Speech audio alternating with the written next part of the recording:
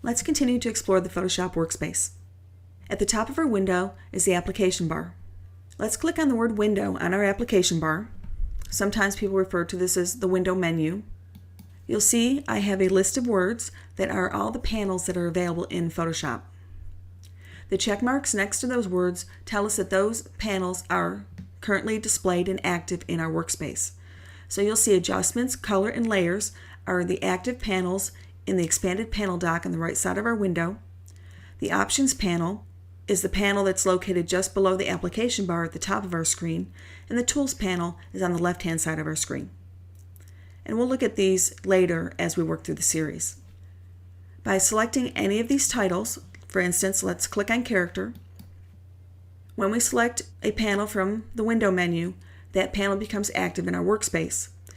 I've selected the word character, so our character panel has become active, and you'll notice that the icon has been added to the icon view in our collapsed panel dock in our workspace. When we selected character, it actually brought a panel group, which also includes paragraph. We can click on the word character just like we did previously to collapse it, or when it's open in active view, we can choose window and select character to remove the check mark, and it collapses. Notice now character and paragraph remain on the panel dock that's in icon view. Let's again click on window up on the application bar. Let's point to the word workspace. You'll notice because of the arrow next to workspace, we have a submenu. The workspace submenu shows us a variety of pre-designed workspaces. You'll notice the check mark is next to essentials. That's the workspace we've been working in. You'll also see it says default next to it. That tells us that this is the default workspace for Photoshop, so when we open the program, that's the workspace that will open. Below that, you'll see there's a list of various workspaces for different types of workflow: 3D, motion, painting, photography, and typography. These are designed to be workflows for that type of work. You'll notice that when we select the 3D workspace, the panels changed, bringing active panels that would be used in the 3D environment.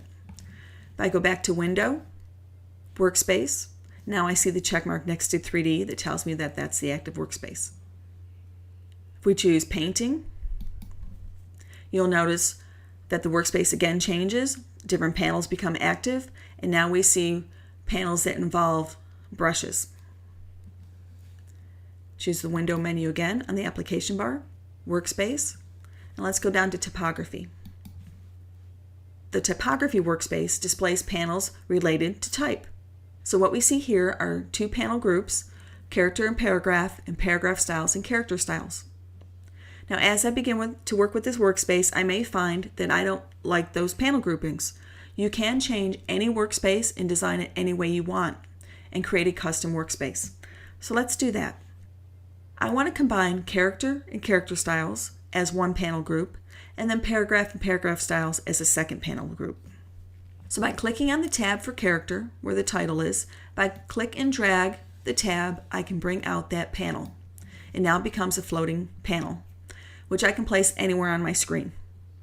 If you're working with dual monitors, you can actually drag these to a separate screen and give yourself more real estate for your document.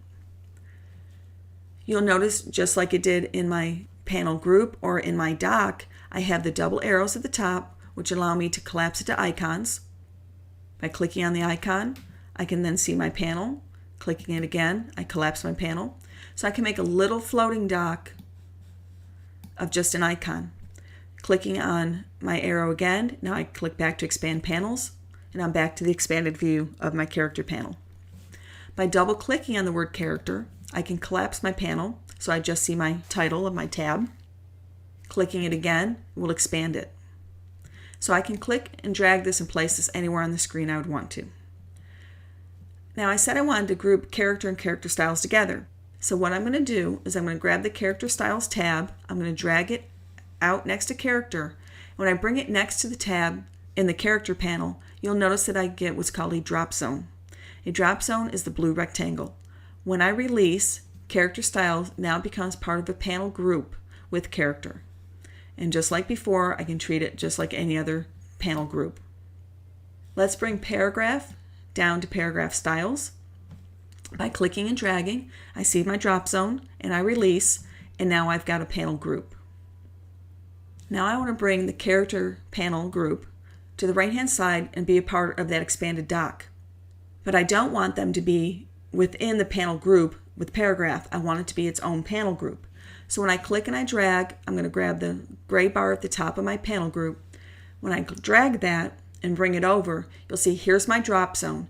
If I let go right now, that panel group is now going to become a part of the other panel group. So I would have 4 tabs or 4 panels within one group. But I don't want it within that group. I want it to be its own group. So I'm going to move my mouse slightly up, and now you'll see a blue line rather than the rectangle. This tells me that when I release, my panel group is now going to be its own grouping, and it's going to be placed above the paragraph group.